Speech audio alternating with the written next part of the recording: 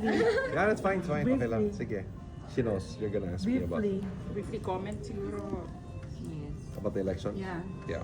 The turnout. Well, I just have to reinforce what my brother said, Kiko. It's a miracle. Right? It's a miracle. Dasal talaga.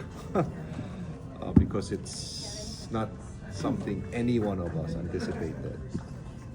In fact, we were... You didn't expect to be on the number 5. Wala eh. Talaga? Wala. And sabi nga niya eh, kahit mag-13 siya, at least he put up a good fight. You know? But, we've seen it happen before. Faith works. And so, we saw the numbers just come in, you know, from all over. I think one of the most important things in that campaign was how Kiko asked all of us, 9 brothers and sisters kami, to join in, like we did the first time he ran for Senate, where we divided the country and said, okay, ikaw sa Region 1, ikaw 2, 3, 4, 5, ganyan. So yun ang ginawa namin, sumuyod talaga, as in house to house, palengke runs, you know, heart to heart talaga. So I think that's one thing that people saw, that beyond online and posters and streamers and billboards, it's talagang kinausap mo yung tao. Talagang tinignan mo siya sa mata, kinamayan mo, hiningi ka ng tulong para sa bayan. Was it hard for you this time around? The hardest. Campaigning? It was the hardest. Really? It was the hardest. Because The hardest. also because the resources were quite Not- limited. We were not part of the admin, right? For example. So practically independent. Wala naman talagang resources ng LP, you know, to give out. And we also saw the resources of the other candidates pour out, you know, alaga namang.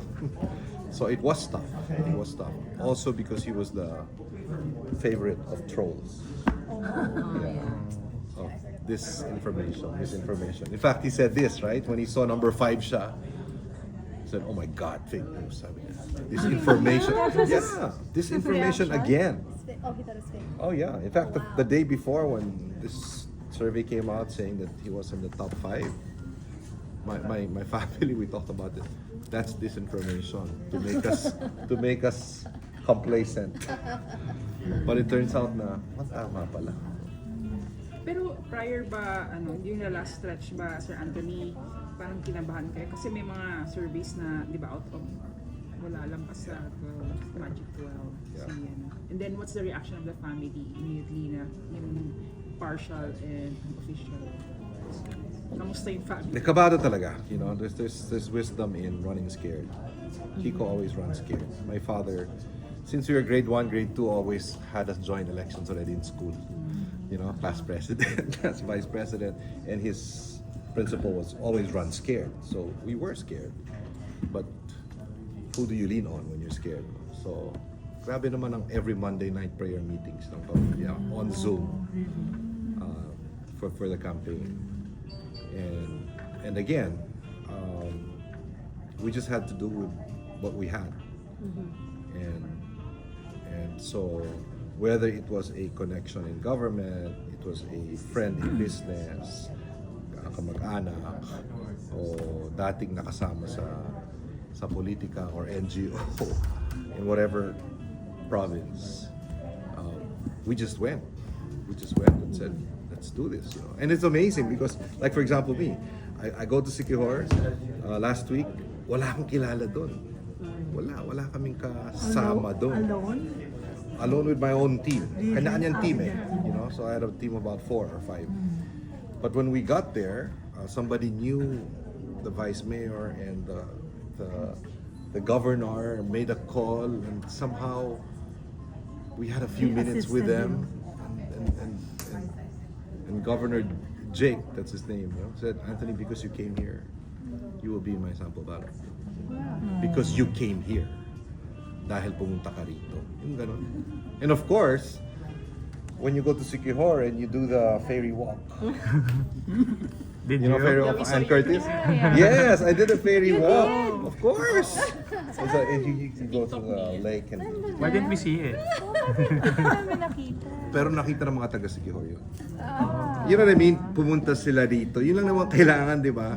Kahit pumunta ka lang sa isang palengke, kakalat yun sa Marites, di ba? Pumunta sila rito, pumasok sila sa palengke. So that worked. I think it Sir, worked. as early as now, masasabi niyo muna ba kung kanina attribute yung mga votes? Because people are saying na galing daw yun sa Gen Z and millennials. I think it's a combination of the young vote. We know that, because they're the majority. But also of time-tested, partners. Through 40 years naman si Kiko. Yeah. 4 decades in politics. Marami na siyang natulungan, right? I mean, the people we worked with through the years, and I met some of them only this time. Grabe yan, yung kapatid mo dahil sa sagip sa I was able to do my own farming. We're now self-sufficient, sabi ng Davao del Norte Governor. We're self-sufficient in farming. In fact, we have a zero bill here because of the money they're making. Where wala pa ng bayad in any hospital, expenses, doctor's fees, ang lahat yung Davao del Norte. And he said he attributed, yes, because of Sagip Saka Act and how they were able to make agriculture really productive in that city, that province. Yeah. Sir Anthony, di ba, your family of celebrities, may ano ba yun, power, may ano din, may impact din ba yun? Yes, like with Sharon and your son, Donnie. What do you think? I think celebrities who had conviction. I think this time nakita ng mga tao yun. You could be a celebrity, pero kung celebrity ka lang na wala namang puso, di ba? Hindi malakas yung hatak It wasn't strong enough. But if you look at the last list, I think we published of the celebrities who were behind Kiko. They're celebrities who are, with essence, who had principle. So it mattered not just that they were celebrities, but that they fought for what was right. Well, on that note,